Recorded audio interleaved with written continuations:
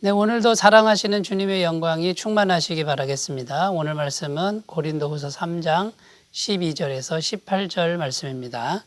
우리가 이 같은 소망이 있으므로 담대히 말하노니 우리는 모세가 이스라엘 자손들에게 장차 없어질 것의 결국을 주목하지 못하게 하려고 수건을 그 얼굴에 쓴 것 같이 아니하노라.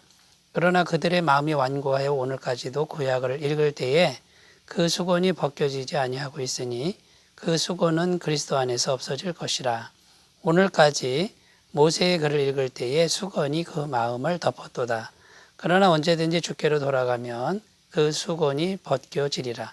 주는 영이시니 주의 영이 계신 곳에는 자유가 있느니라. 우리가 다 수건을 벗은 얼굴로 거울을 보는 것 같이 주의 영광을 보매 그와 같은 형상으로 변화하여 영광에서 영광에 이르니 곧 주의 영으로 말미암음이니라. 아멘. 13절 말씀을 다시 읽어보겠습니다. 우리는 모세가 이스라엘 자손들에게 장차 없어질 것의 결국을 주목하게 못하게 하려고 수건을 그 얼굴에 쓴 것 같이 아니하노라. 자, 13절 이렇게 기록하는데요. 모세가 얼굴에 수건을 썼다는 겁니다. 그런데 수건을 쓴 이유가 장차 없어질 것이 모세의 얼굴에 있었다. 그래서 그걸 주목하지 못하게 하려고 수건을 썼다. 이렇게 기록하는데 이 말씀의 배경은요.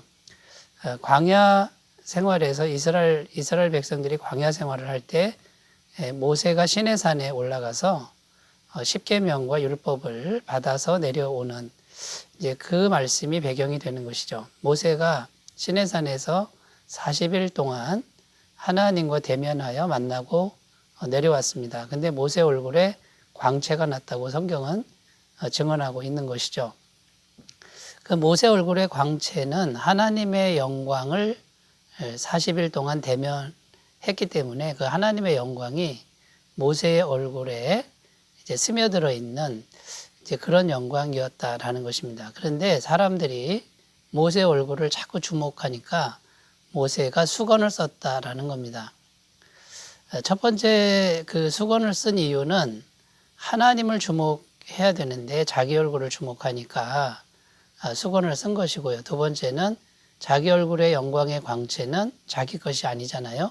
하나님의 영광의 광채니까 자기 얼굴에 있는 영광의 광채는 곧 사라질 것이기 때문에 곧 사라질 것을 주목하면 안 되겠다. 그래서 모세가 얼굴에 수건을 썼다라는 겁니다. 그런데 오늘 말씀에 보면 바울은 그 모세가 수건을 쓴 것처럼 이제는 할 필요가 없다. 그것이 신약 시대다라고 말하는 겁니다. 자, 모세의 시대 때는 하나님을 만난 사람에게 하나님의 영광의 전이, 하나님의 영광만 스며드는 것 뿐입니다. 하나님 자체가 임한 건 아니죠. 그 하나님의 영광의 광채는 영원하지 않습니다. 일시적일 수밖에 없었습니다. 그러나 이제 신약 시대 때는 성령님이 직접 우리에게 임하신 것이죠. 우리 안에 들어오신 것이죠. 그러니까 영광만 임한 것이 아니라 하나님 자체가 우리 안에 들어온 것이고 또 그 영광의 광채는 일시적이지 않습니다. 성령님의 영광은 성령님이 영원한 하나님이시기 때문에 이제는 신약 시대는 영원하다라는 거죠. 그러니까 지금은 수건을 벗겨야 된다라는 겁니다. 이제 가리지 말고 다 벗겨야 된다. 지금 바울은 오늘 본 말씀을 통해서 이렇게 말씀하고 있는 것입니다. 자, 이제 신약 시대는 그 수건을 다 벗겨서 이제는 주목하게 해야 된다라는 것인데 아직도 영적인 수건이 벗겨지지 않은 사람들이 많음을 안타깝게 지금 바울은 여긴다고 말하고 있는 것입니다. 이 영적인 수건이 가려져 있어 가지고 제대로 실체를 보지 못하는 자, 이런 지금 상태라고 말을 하고 있는데 바울은 지금 왜 이런 말을 하고 있는 것입니까? 지금 추천서에 관련된 말을 하고 있는 거죠. 거짓 교사들은 종이로 된 추천서 또 유명한 사람들의 추천서를 종이로 된 것을 가지고 다니면서 자랑을 했는데 바울의 추천서는 그런 종이로 된 것이 아니라 이제 성령께서 증언하시는 추천서다라고 지금 말하는 그 연장선상에서 이제 오늘도 이 수건을 벗겨야 된다라고 하는 이제 그런 말씀을 주고 있는 것입니다. 그래서 오늘 말씀을 통해서 이제 어떤 수건이 벗겨져야 하는지 우리가 구체적으로 살펴보겠습니다. 자, 첫 번째 어떤 수건을 벗겨야 되냐면요. 율법의 수건을 벗겨야 된다라는 거죠. 율법의 수건. 이 율법의 수건은 구약 성경을 읽을 때 이 율법의 수건이 벗겨지지 않으면 제대로 성경을 이해하지 못하는 그런 결과를 낳습니다. 16절 말씀에 보면 그러나 언제든지 주께로 돌아가면 그 수건이 벗어지리라. 여기 돌아가면 할 때 이거는 회개하는 의미가 있는데 예수님께로 간다라는 뜻이죠. 예수님께로 가면 구약 성경을 읽을 때 덮여진 수건, 그러니까 그게 율법의 수건입니다. 율법이라고 하는 것은 인간의 행위로 의롭게 되려고 하는 이런 노력이 율법의 수건인데 그게 예수님께로 가면 벗겨질 수 있다라고 말하는 것입니다. 그러니까 구약 성경을 읽을 때 이 율법의 수건이 벗겨져야 되는데 예수님을 통해서 구약 성경을 읽어야만 그 성경 율법의 수건이 벗겨지고 또 복음의 실체를 만날 수 있게 된다라는 것이죠. 자, 예를 들어서 창세기 3장 15절 말씀을 보면요. 내가 너로 여자와 원수가 되게 하고 내 후손도 여자의 후손과 원수가 되게 하리니 여자의 후손은 내 머리를 상하게 할 것이요 너는 그의 발꿈치를 상하게 할 것이니라.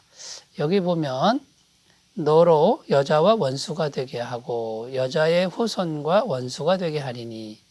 여기 보면 이 여자의 후손이 누구입니까? 예수님이시고요.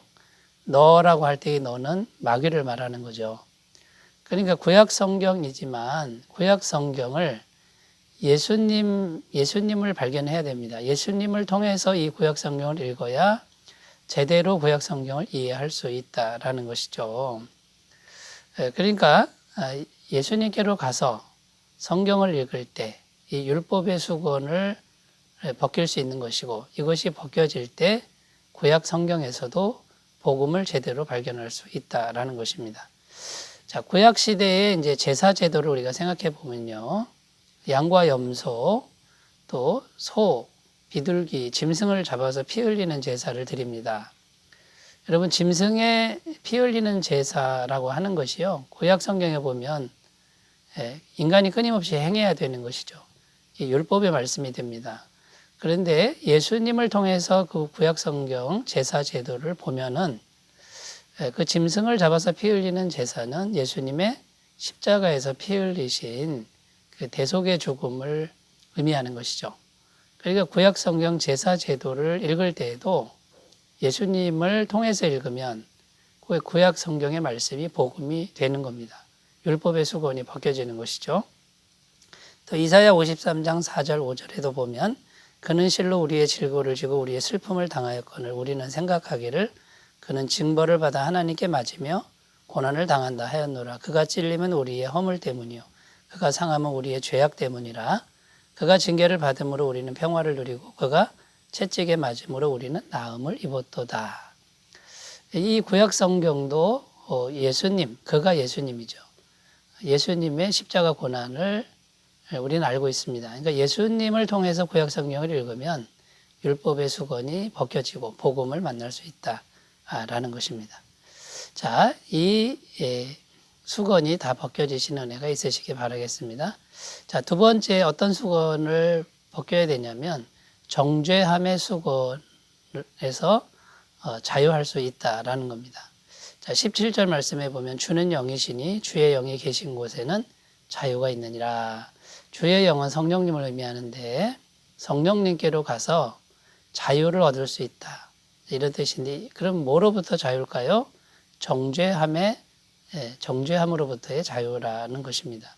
로마서 8장 1절 2절 말씀에 그러므로 이제 그리스도 예수 안에 있는 자에게는 결코 정죄함이 없나니 이는 그리스도 예수 안에 있는 생명의 성령의 법이 죄와 사망의 법에서 너를 해방하였음이라.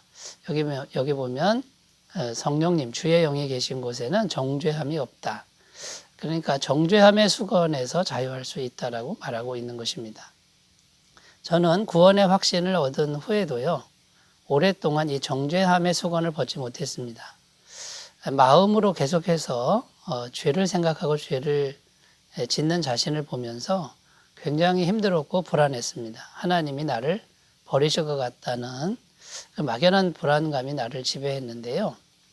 어느 날 성령님께서 깨닫게 하셨는데 영원한 죄사함에 대한 깨달음을 주셨습니다. 내가 끊임없이 죄를 생각해도 성령님이 깨닫게 해주신 게 뭐냐면 예수님의 영원한 죄사함이 계속해서 흐르고 있다. 의지하기만 하면 너는 언제나 완벽한 죄사함을 받는다라고 하는 이런 성령님이 주시는 깨달음을 통해서 정죄함의 수건을 벗을 수 있었다라는 것입니다. 여러분, 여러분은 정죄함의 수건이 벗겨져 있습니까? 예수님의 십자가를 통한 완벽한 죄사함이 주는 평강과 기쁨을 누리고 있습니까? 돌아보셨으면 좋겠습니다. 세 번째입니다. 자, 세 번째는요, 미성숙의 수건, 미성숙함의 수건을 벗을 수 있다라는 거죠. 18절 말씀입니다. 우리가 다 수건을 벗은 얼굴로 거울을 보는 것 같이 주의 영광을 보매 그와 같은 형상으로 변화하여 영광에서 영광에 이르니 그 주의 영으로 말미암음이니라. 자, 이렇게 18절 기록하는데 여기 보면 그와 같은 형상으로 변화하여, 자, 예수님과 같은 형상으로 변한다 이런 뜻입니다. 예수님의 성숙한 모습으로 변화된다라는 의미죠. 근데 주의 영으로 말미암음이니라 이렇게 말합니다. 성령님의 역사로 된다라는 뜻이죠. 자, 그러면 방법은 뭐냐면 영광에서 영광에 이른다. 그러니까 성령님의 영광을 계속해서 우리가 만나야만 그 영광을 공급받아서 예수님의 영광에 이를 수 있다. 성숙한 신앙에 이를 수 있다라는 것입니다. 그러니까 성령님을 계속해서 만나는 길은 지속적으로 성령님과 교제하는 길이죠. 만나고 대화하고 늘 성령님과 함께 살고 교제해야만 성령님의 영광이 우리에게 임하는 것이고요. 그때 우리는 예수 그리스도의 영광으로 성숙하게 될 수 있다라는 것입니다. 자, 우리가 교제할 때 중요한 게 뭐냐면 성령으로 충만해야 되는데 그 과정에서 어떤 일이 반드시 일어납니다. 그게 뭐냐면 자아가 죽는 과정, 자아가 자꾸만 죽어가는 과정, 양보하는 과정, 이것이 필요합니다. 조지 휘필드 목사님은 성화는 영광으로 올라가는 사닥다리와 같다. 그 사닥다리 한 계단 한 계단에서 인간의 자아는 죽어야 한다. 이렇게 말씀을 하셨다라는 거죠. 자, 그러니까 이제 우리가 목표 설정을 분명히 해야 되는데 어디에다 목표 설정을 해야 되냐면요. 예수님의 형상으로, 예수님의 영광으로 성숙한 그걸 목표 설정을 하라는 거죠. 오스왈드 챔버스 목사님은 인간의 궁극적인 목표는 행복이나 건강이 아니라 거룩해지는 것이다. 또 에베소서 빌립보서 3장 12절 내가 이미 얻었다 함도 아니요 온전히 이루었다 함도 아니라 오직 내가 예수 그리스도께 잡힌 바 된 그것을 잡으려고 쫓아가노라. 목표 설정을 분명히 하고 성령님과 교제하셔서 미성숙의 수건을 벗는 은총이 있으시기 바라겠습니다. 기도합니다. 하나님 아버지, 주의 영이 계신 곳에 자유함이 있는데 우리가 율법의 수건, 또 미성숙의 수건, 그 다음에 정죄함의 수건을 벗게 하옵소서. 예수님의 이름으로 기도드립니다. 아멘.